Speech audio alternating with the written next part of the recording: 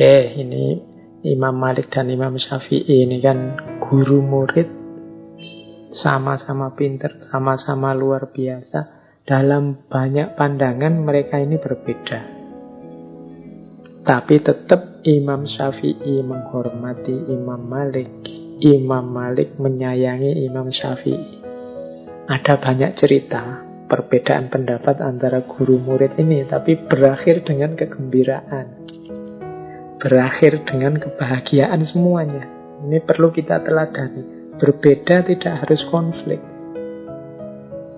Jadi ada cerita begini. Jadi suatu ketika Imam Malik ini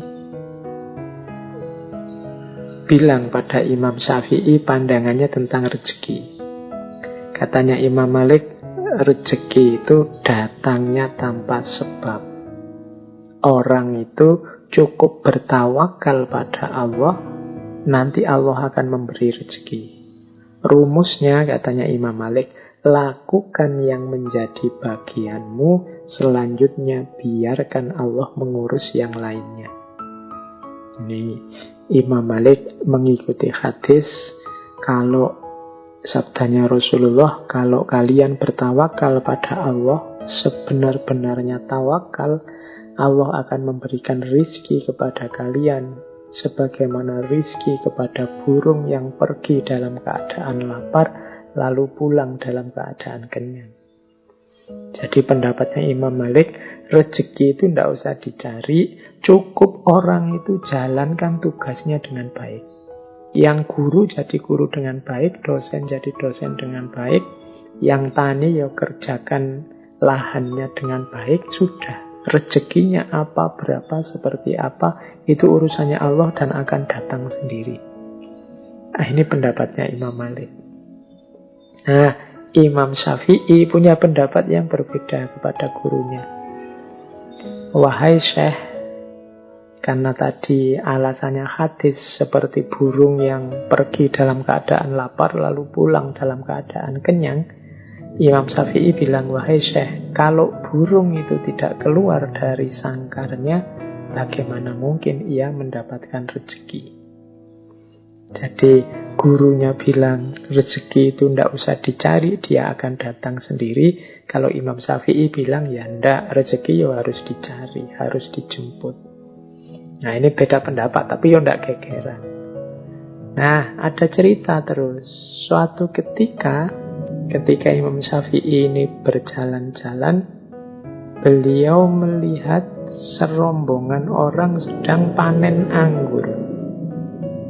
Wah, terus Imam Syafi'i, wah, ini ada kesempatan untuk dapat rezeki. Imam Syafi'i terus membantu panen anggur itu, membantu orang panen. Nah, setelah panen selesai, Imam Syafi'i diberi imbalan beberapa ikat anggur sebagai balas jasa. Wah, ini seneng Imam Syafi'i ini dapat anggur, lumayan ini. Selain dapat anggur ini, saya mau menunjukkan ke guruku bahwa teoriku yang lebih benar. Datanglah Imam Syafi'i dengan membawa anggur kepada Imam Malik. Ditaruhlah anggur itu di depan Imam Malik. Imam Syafi'i cerita pengalamannya tadi, membantu orang panen anggur. Terus Imam Syafi'i bilang, seandainya saya tidak keluar dari pondok kita ini dan melakukan sesuatu, membantu orang panen, ya tentu saja anggurnya tidak akan pernah nyampe di tangan saya ini, yang kita makan bareng-bareng ini. Kalau saya diam saja, ya anggurnya tidak datang. Mendengar kalimatnya Imam Syafi'i ini, Imam Malik ya tersenyum. Kemudian dia ngincipi anggurnya.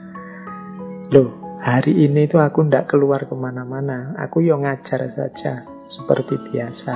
Tapi tadi itu aku mikir, alangkah nikmatnya ya kalau panas-panas gini ada anggur datang. Tiba-tiba engkau datang sambil bawa beberapa ikat anggur. Loh, bukankah ini bener aku toh? Lakukan yang jadi bagianmu, rezeki urusannya Allah. Nah, jadi dua orang guru murid pendapatnya beda, masing-masing membawa bukti. Akhirnya bagaimana? Akhirnya dua-duanya sama-sama tertawa, sama-sama senang menikmati anggur bersama-sama. Ini adabnya orang beda pendapat. Berakhir dengan gembira, berakhir dengan bahagia, saling tertawa bersama. Semoga kita juga begitu. Kita ini susah sekali kalau beda pendapat diakhiri dengan bahagia bersama, tertawa bersama. Sering-seringnya kita itu kalau beda pendapat berakhir dengan konflik, nambah musuh. Oke, kita lanjutkan. Nah, ini ada juga nasihat dari Imam Malik kepada kita untuk tahu batas. Jadi karena memang ilmu agama itu bertaburan hal-hal yang gaib, sehingga bisanya kita cuma percaya saja. Akal kita mungkin dipaksakan bisa membahas, cuma hasilnya kalau katanya orang barat spekulasi-spekulasi. Jadi ada hal-hal yang cukup diimani saja. Kalau dipertanyakan malah jadi masalah. Ini kalau dalam bahasa saya kita harus ngerti batas kita. Jadi suatu ketika ada cerita di majelisnya Imam Malik ini, ada orang bertanya, mungkin ini orangnya belajar filsafat. Jadi pertanyaannya agak aneh-aneh. Wahai Imam Abu Abdullah, yang maha pengasih itu maksudnya Allah yang bersemayam di atas arsy.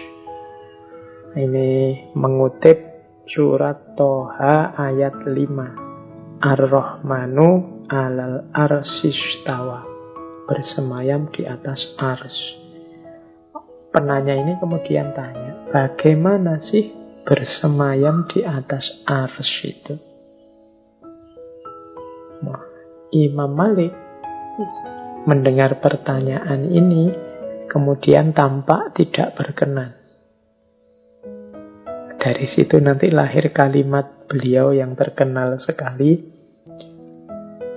al-istiwa'u ghairu majhulin wal kaif ghairu ma'qul wal imanu bihi wajibun was-su'alu anhu bid'atun. Jadi istiwa itu, bersemayam itu ghairu majhul. Kita ngerti karena maksudnya orang bersemayam itu seperti apa. Wal kaif ghairu ma'qul. Tapi kalau bersemayamnya Allah itu ghairu ma'qul. Pikiran kita tidak akan nyampe seperti apa bersemayamnya Allah. Wal imanu bihi wajibun. Tapi kita wajib beriman. Wong ini Al-Quran yang bilang. Wasu'alu anhu bid'atun. Mempertanyakan hal ini itu bid'ah, mengada-ada. Kenapa disebut mengada-ada? Lawong wal kaifu wairu ma'qul. Detail caranya akal kita tidak akan nyampe.